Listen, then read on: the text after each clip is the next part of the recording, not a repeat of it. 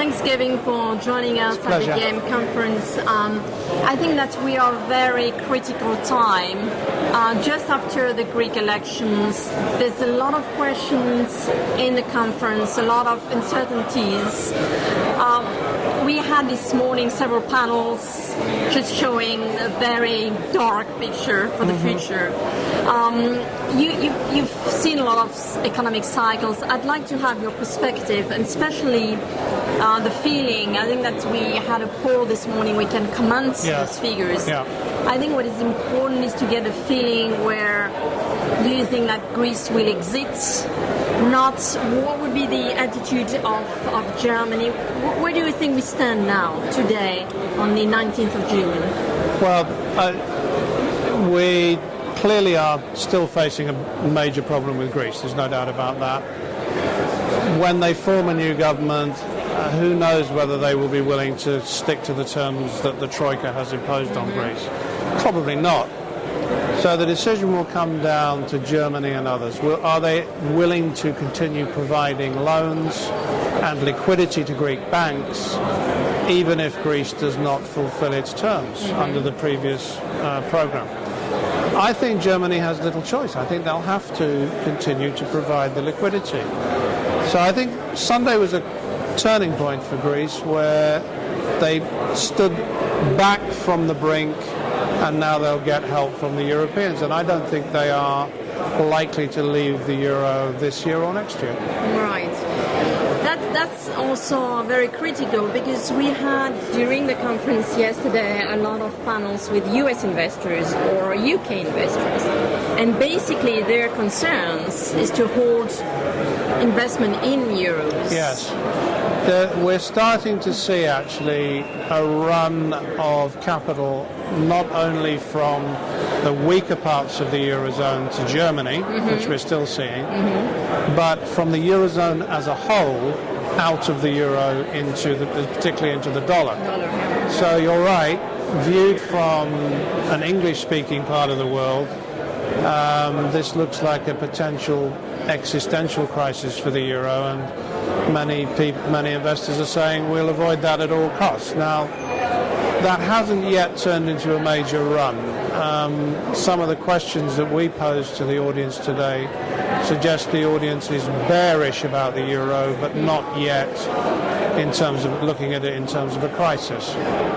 So it could get a lot worse, and I think Germany and others should be aware that if they push this too far, this is going to turn into a major financial run on the whole of the euro, from which they will lose quite a lot. A lot, definitely. Yeah, I think that's the poll mentioned expectations of dollar between 110 and 115. 110 to 125. It was between 110 and 125.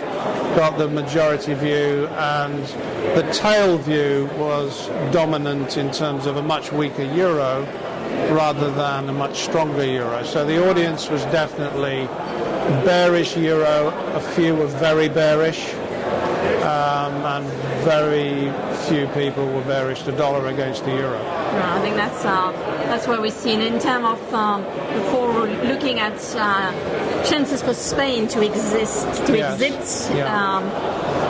Well, here, I mean, consensus. Personally, I don't think it's very likely. I think that would presage the breakup of the euro as a currency, and I don't believe the Germans will choose that option. So I don't believe it's very likely.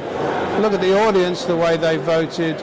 Most people said that Spain will not exit in 2012, 13, 14, and in fact most people said they will never exit.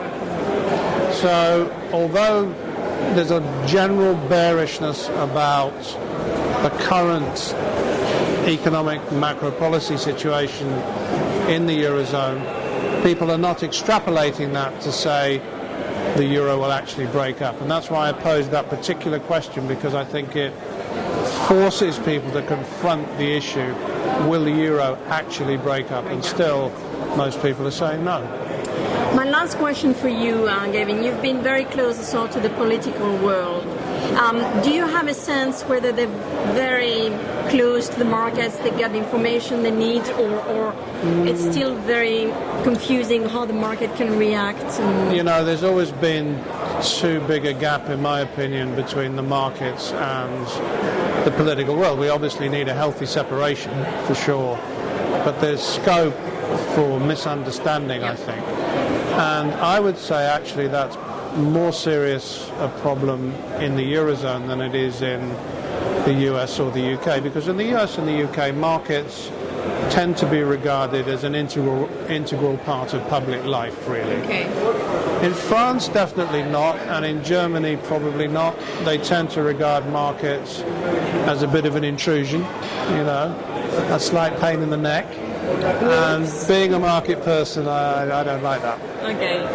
Many thanks again. It's great to have perspective on where we are as of today. Thank you.